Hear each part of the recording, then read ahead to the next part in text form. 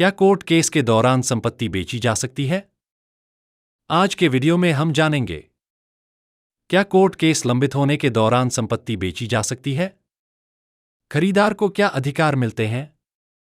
क्या registered sale deed सुरक्षा प्रदान करती है? जनवरी 2026 में भारत के सर्वोच्च न्यायालय ने इस विषय पर एक रिपोर्टेबल निर्णय दिया। लीज पेंडेंस क्या है? लीज पेंडेंस का सिद्धांत ट्रांसफर ऑफ प्रॉपर्टी एक्ट 1882 की धारा 52 में निहित है। सरल शब्दों में, जब किसी संपत्ति से संबंधित मुकदमा अदालत में लंबित होता है, तो उस अवधि के दौरान की गई कोई भी बिक्री अदालत के अंतिम निर्णय के अधीन रहती है। Welcome to my YouTube channel legal information law insights. I am advocate Mukund Mahajan. Alka Shrirang Chauhan बनाम हेमचंद्र राजाराम भोंसले के मामले में 2 जनवरी 2026 को सुप्रीम कोर्ट की पीठ माननीय न्यायमूर्ति मनोज मिश्रा और माननीय न्यायमूर्ति उज्जवल भुयान द्वारा एक रिपोर्टेबल निर्णय दिया गया। Citation 2026 INSC 52। आइए इस निर्णय को चरणबद्ध तरीके से समझते हैं। केस विवरण, कानूनी प्रावधान, न्यायालय का तर्क और व्यावहारिक प्रभाव। लीज पेंडेंस का सिद्धांत ट्रांसफर ऑफ प्रॉपर्टी एक्ट 1882 की धारा 52 में निहित है। सरल भाषा में अर्थ, जब किसी अचल संपत्ति में अधिकारों से संबंधित मुकदमा लंबित हो, तो उस संपत्ति का कोई भी हस्तांतरण अवैध नहीं होता, लेकिन अदालत के अंतिम निर्णय के अधीन होता है। संक्षेप में, कोई भी व्यक्ति मुकदमे के दौरान संपत्ति का हस्तांतरण करके अदालत के अधिकार को निष्फल नहीं कर सकता। हस्तांतरण प्राप्त करने वाला खरीदार केवल विक्रेता के स्थान पर आता है और उसे उससे बेहतर अधिकार नहीं मिलते। केस के तथ्य, एक अचल संपत्ति के संबंध में कई वर्ष पहले एक बिक्री अनुबंध किया गया था।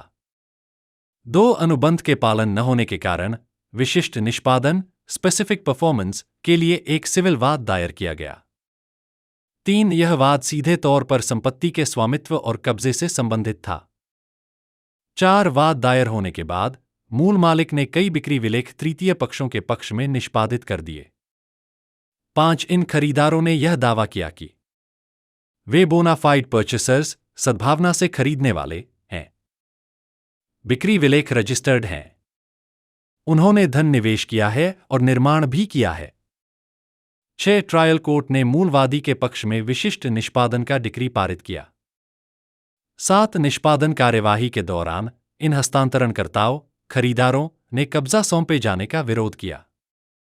मामला अंततः सुप्रीम कोर्ट पहुंचा। सुप्रीम कोर्ट के समक्ष मुद्दे। सुप्रीम कोर्ट ने निम्नलिखित महत्वपूर्ण कानूनी प्रश्नों पर विचार किया। 1 क्या वाद लंबित रहते संपत्ति खरीदने वाले को स्वतंत्र अधिकार प्राप्त होते हैं? 2 क्या स्पेसिफिक रिलीफ एक्ट की धारा 19B ऐसे खरीदारों को संरक्षण देती है?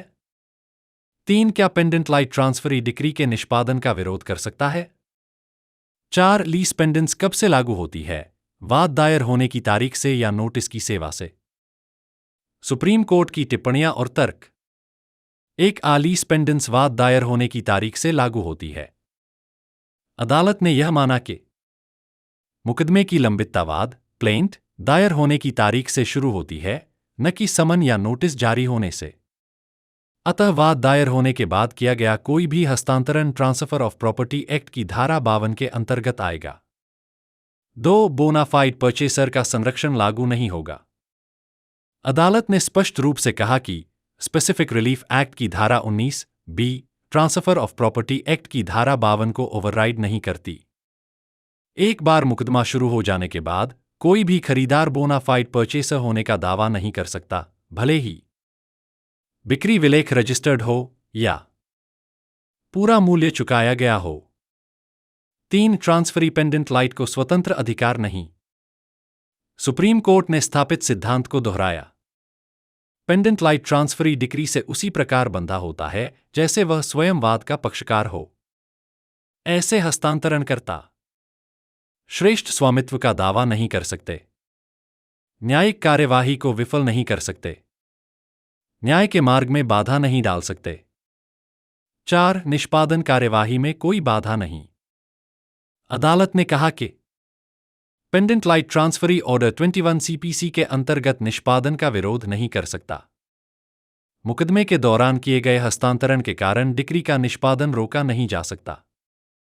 ऐसी आपत्तियां स्वीकार करने से न्यायिक प्राधिकरण कमजोर होगा, कानूनी प्रक्रिया के दुरुपयोग को बढ़ावा मिलेगा।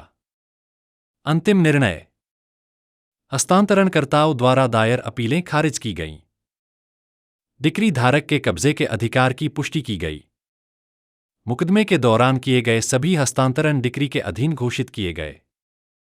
सुप्रीम कोर्ट ने लीज पेंडेंस के सिद्धांत की सर्वोच्चता को पुनः स्थापित किया। निर्णय का व्यावहारिक प्रभाव। संपत्ति खरीदारों के लिए। संपत्ति खरीदने से पहले अवश्य जांच करें। लंबित सिविल वाद। निष्पादन कार्यवाही।